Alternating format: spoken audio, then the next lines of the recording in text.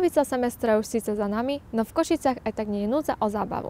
Pozrite si s nami prehľad tých najlepších akcií, tentokrát s Kikou a s Majkou.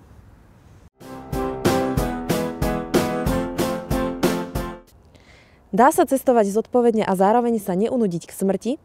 O cestovaní do krajín ako je Rusko, Čína či mnohé iné sa máš možnosť dozvedieť na festivale Cestovne cestou v Košiciach už tento pondelok o 18. hodine v obľúbenom podniku Tabačka Kulturfabrik. Na Tukej v Knižnici sa uskutoční 19.3. v útorok od 9. do 16. hodiny IT Expo už po 9. krát.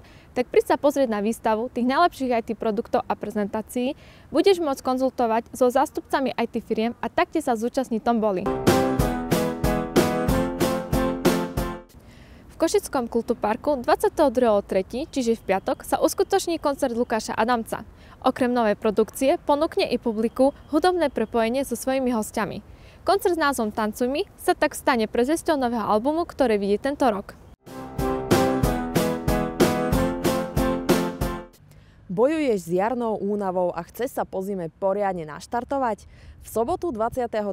marca máš možnosť roztancovať svoje telo v rytme Balkánskej noci s obľúbenými kapelami ako Medial Banana či Malá Lata. Táto bláznivá party sa odohrá v Kultúrparku o 21.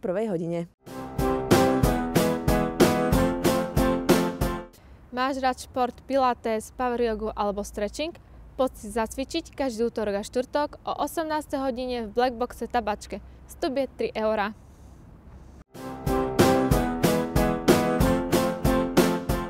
Skupina Gladiátor v rámci svojho akustického turné zavíta aj do Košíc. Počas 90-minútového koncertu predstaví svoj najnovší album Deň, čo mal dávno prísť, ale nebudú chýbať ani osvedčené hity. Pozvi svojich priateľov na koncert kultovej kapely vo štvrtok 21.